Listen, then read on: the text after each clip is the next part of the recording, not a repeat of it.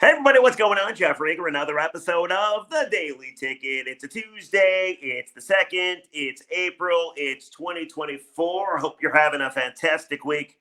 I really do. I was recently told in one of the comments of The Daily Ticket that I got to get right to it. Nobody cares about my fucking personal life. That's what I was told. Nobody cares about anything but what I put on the thumbnail. That's what I was told.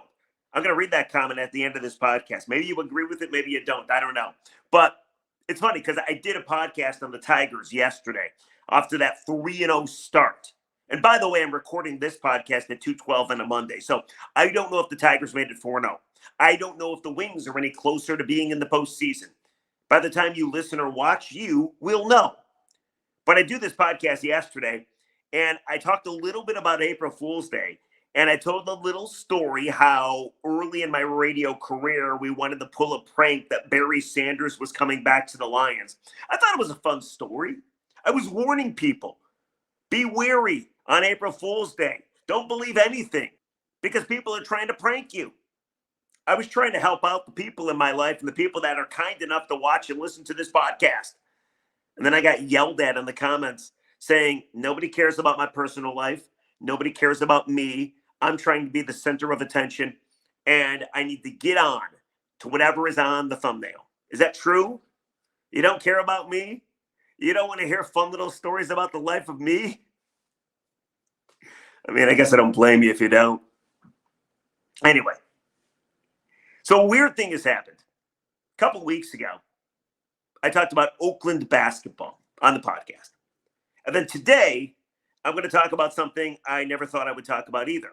Michigan Panther football. Don't turn it off, sweet. Please, don't turn it off, okay? I have my reasons, and I think they're good reasons. But when they told me, Jeff, you want to do this podcast, I said, sure. But I'm like, yeah, I'll talk about the Tigers and the Pistons and the Red Wings and the Lions and Michigan State. That's where I draw the line. I'm not talking about Oakland basketball, but yet then they beat Kentucky. So we kind of had to talk about it. By the way, the team that Oakland lost to, NC State, now in the Final Four. In fact, Oakland University gave the Wolfpack their toughest test of the entire tournament. Wolfpack are at 11 seed.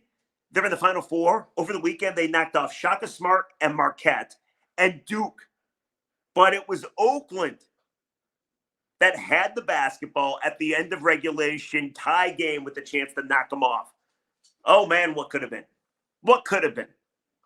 So I never thought I would talk about Oakland, but they beat Kentucky, so we had to. And I never thought I would talk about Michigan Panther football, but there's a story I got to get to. You may have heard it already. So the Michigan Panthers play at Ford Field, and they play in the UFL. And the UFL players, by the way, they kind of make a lot of money. They make $5,000 a week. That's $20,000 a month. UFL players make $240,000. Is that right? I looked it up and that's what it said they made. $5,000 a week, $240K a year. You only play 10 games and then I guess there's some playoffs too, potentially. Like, not a bad living, if I do say so myself. But these guys, of course, they want to get to the next level. They all have NFL aspirations, as they should. Some of these guys that play in the UFL have already been in the NFL. Like A.J. McCarron. Remember him with Alabama? Then plays quarterback for one of the teams, either the Michigan team or the St. Louis team that Michigan beat on Sunday. As you can tell, I'm very schooled. The only reason I'm talking about this, the only reason I bring it up, and the only thing I need to know is their kicker, Jake Bates. Jake Bates in the UFL to give the Michigan Panthers their first ever win on Sunday on Easter. He kicked back-to-back 64-yard field goals. Now, I do believe kicking is the one thing you can do in any league, and you can prove that you're good at it. Like, I think if you're a quarterback lighting it up in the UFL, you're not going to go to the NFL and light anything up, right? Same as a pass rusher, same as a receiver, same as any position. Other than kicker, it's you versus the altitude and the distance and the oxygen and the crossbars, right? I kind of feel if you can kick in the UFL, you can kick anywhere. And it just so happens that your Detroit Lions that play at Ford Field need themselves a kicker. Because, don't get me wrong, Michael Badgley does not impress me at all. So I didn't watch this game, but the story is everywhere. I want to play you the audio. Apparently, Michigan taking on St. Louis in the season opener at Ford Field. And this kid, Jake Bates, was brought on to kick a 64-yard field goal. They iced him. So then he had to kick another one. Both were nailed. Both were good. Take a listen. And they're bringing Jake Bates on to try a game-winning field goal. Never attempted a field goal at Texas State. Moved to Arkansas, was a kickoff specialist. Played soccer at Central Arkansas. This is a 64-yard try. His first kick since high school. Talk about diving into the deep end of the pool. Longer kicks, lower trajectory. He's got to get this ball up so it's not blocked. And a timeout. He'll kick anyway, and that would have been good. That would have been good, but the Battlehawks called timeout. All right, so the first attempt was good. Right down the middle, 64-yard bomb. I mean, I guess I don't blame St. Louis, the Battle Cats, for trying to ice Jake Bates. But then he had another crack at it. Take a listen. 64-yard try for the lead. Good snap. Good hold. Line drive kick. And it is good!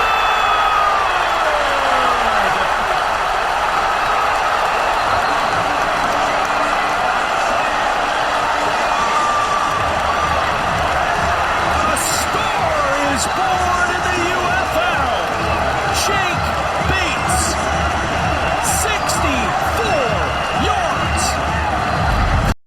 All right, that's awesome, right? Again, UFL, NFL, CFL, who the hell cares? Let's not forget that the Lions, by the way, already went out and got a CFL player. Matthew Betts, defensive lineman, had 18 sacks for some CFL team. So the Lions have no problem getting players for non-traditional places. They got to go after this kid, Bates, right? But what's his story? You heard them mention he has not kicked a field goal since high school. He played for Texas State. He also played for Arkansas. Like, what's his deal? Where did he come from? Why wasn't he a kicker or at least a better kicker in college? What, was he just wild? So he went on the Pat McAfee show yesterday on ESPN, and I think he cleared some of his backstory up. McAfee asked him about making the first and then second kick, and then he gives a little bit about where he came from. Take a listen. I mean, honestly, at this moment, I don't really remember what I was thinking about. I just remember that I heard the whistle and hit the ball, and then I kind of walked like 10 or 15 yards by myself, just, reset. And kind of the whole thing about, being a kicker is being able to hit the same ball every time. So Hell yeah. That's what I tried to do on the second one, and luckily was able to get it in. Yeah, and like Jake just said there, after the icing, they bring him back out. That's Anthony Becht, head coach of the St. Louis Battlehawks. Battlehawks, good team. Good ball. Good program, Strong. good ball club. Calling a timeout there, trying to ice, send you back out. And this is the one that you would see on the internet because, boom, although the commentator says line drive kick, yeah, right. That ball was murdered. Absolutely slaughtered. So let's go into your story a little bit here. They talked about it on the broadcast about how you hadn't kicked a meaningful field goal since high school because you were a kickoff specialist, and then you went and played soccer, I do believe. You were always kicking field goals, you just couldn't control where the hell it was going? Or did coaches just see your massive leg and decide, we'll use you on kickoffs, and then we'll have somebody else kick field goals so they can focus on that? How did we get to this point, you think, Jake? Well, at my two schools that I played football at was Texas State and then Arkansas. And I mean, I think both of those places I was, I thought I was ready to kick field goals. But I was behind two guys that were really, really good.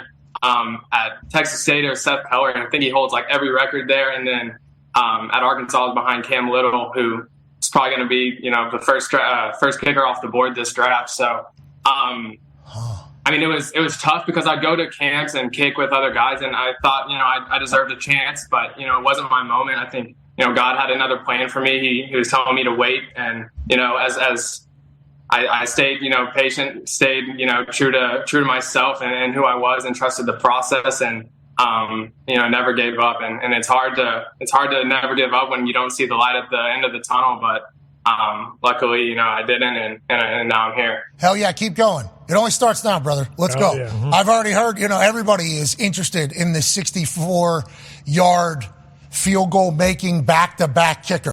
All right, so the very end of that clip is what really interests me, because the Lions need a kicker. We already talked about it. Michael Badgley is not the guy, despite being brought back for a one-year deal.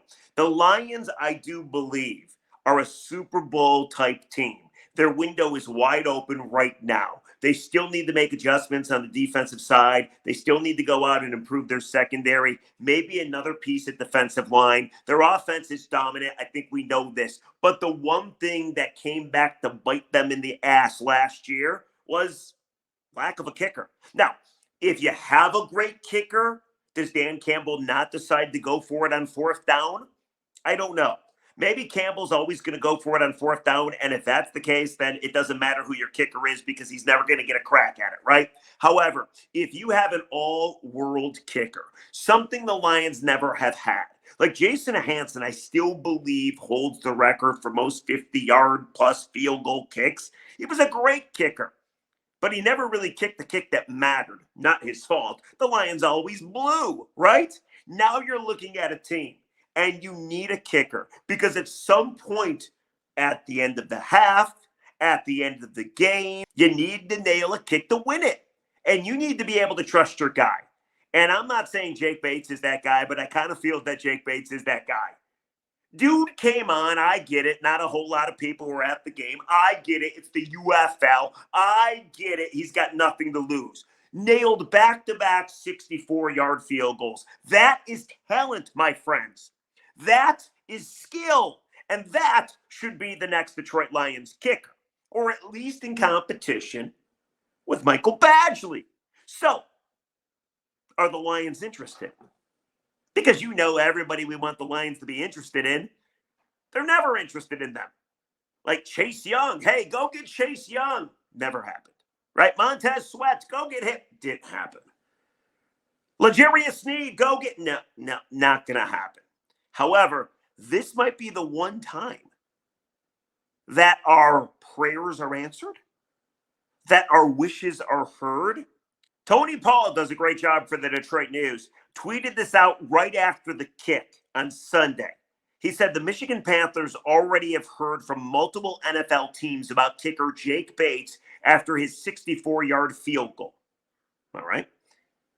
Then about 3 hours later, he tweeted, yes, the Lions have already inquired, I am told. Now, that's a great tweet. Then yesterday morning, he followed up even more. And he said, should be noted, the Panthers GM Steve Kaiser and Brad Holmes worked together with the Rams for years. How about that? Another layer to how maybe Jake Bates ends up being a Detroit Lion. Now, as I understand it, there's 9 games left to go in the UFL. Why not let Bates finish his season? I am a little unclear, and I tried to find out before the podcast, but I was unsuccessful. I'm a little unclear exactly how these guys are signed. It's not like they go in the draft because they don't, right? So if the Lions, for instance, want a guy like Bates, well, then they have to obviously call the Michigan Panthers and call Bates' agent and start negotiating a deal. The other layer is I got to believe there's a lot of teams that obviously saw the 64-yard kicks back to back, and they want Bates as well. So you just assume that all the Lions have to do is pay Bates the most money out of any team that's interested. Give him the highest contract, which he's a kicker. It's not going to be that much money to begin with. Don't worry about the salary cap and make this guy your kicker. Like, listen, I understand I'm a tad reactionary about this, but watching back-to-back 64-yarders, when it matters for Jake Bates, okay? Maybe who cares, Panthers, right? Maybe who cares? No, fans aren't going to care. Like the league is kind of a joke, maybe, right? Nobody cares. I get it. It's the UFL. However, it matters for that young man. It matters for Bates. He's been waiting his entire life to get a crack at being a kicker in the NFL. This is his only avenue there. And he nailed back-to-back kicks. And now I do wonder if the Panthers moving forward, they got 9 games remaining in their season and then potential playoffs, apparently. But I do wonder if they use them even more. Like, hey, go to a Michigan Panthers game, see Jake Bates kick a 70-yarder. He said he's kicked 67 in practice with a live holder. I'm intrigued. Get this guy to Detroit. Don't let him leave Ford Field. Brad Holmes, let's go. I think you just found your new kicker. What do you think? Maybe I'm too excited. I mean, it can't hurt, right? Maybe it was a one-hit wonder. I don't know. But I would like to see this kid in camp fighting it out with Michael Badgley. And then maybe, just maybe, we actually have ourselves a legitimate kicker for the Detroit Lions, which right now is a missing piece. There's no question about that. Let me know what you think on the comments section. In the meantime, I want to read some comments from yesterday. I already told you about one of the comments, so I'll read it fully to you. And then I want you to get on with your day and go enjoy yourself. Looks nice outside. Comments from yesterday's podcast about the Tigers starting off the season 3-0. Sideless 5339 responding to me talking about the home run celebration for the Tigers. Now, in case you missed it, they break out the pizza spear that you see Little Caesars holding on to. Of course, Little Caesars, the Illiches, they own Little Caesars. They also own the Tigers and the Red Wings. The new home run celebration is the players walking around with a spear, and there's pizzas on top of it. Not real pizzas, like rubber pizzas. Now, this replaces the home run celebration of last year, which was the players putting on pads and a Red Wings helmet and grabbing a stick and scoring or slap-shotting a goal into a net that was always in the dugout. I kind of made fun of it a little bit, said it was not my thing, but people seem to enjoy it. Like Sideless 5339 says, we're undefeated since the pizzas came out. I will hear no pizza slander until May at the earliest. How about this one? Tom Lage, 78. Fun is fun. If they want to do the pizza walk, let them. Maybe Chris will stop being cheap and spend some money if he sells a few more pizzas. And a couple of smiley emojis. I actually don't know if not going out and spending more in the offseason was a Chris Ilitch thing or a Scott Harris thing. I kind of feel if Scott Harris told Chris Ilitch, I want to go get a Matt Chapman or a J.D. Martinez or a Cody Bellinger, I think Chris might actually be okay with it. But again, I don't know. Here's another one. Stan Wadolski, 1769. Says, by the way, 12 of the total 22 minutes of your podcast were not Tigers related. Please let me know on your screen graphic if plus 60% of your next podcast is non-Tigers related. So he wasn't very happy that I put up a thumbnail of the Tigers. And apparently I talked about some other stuff as well. There's a little Pistons, talked about April Fool's Day. And then he goes back and he's got more for me. And somebody even liked this one. He says, why do you always have to make everything about you? You spent the first 4 minutes of your podcast talking about non-Detroit Tigers stuff. Don't you realize the zealots who will listen to your podcast and people that just want to hear about the Tigers?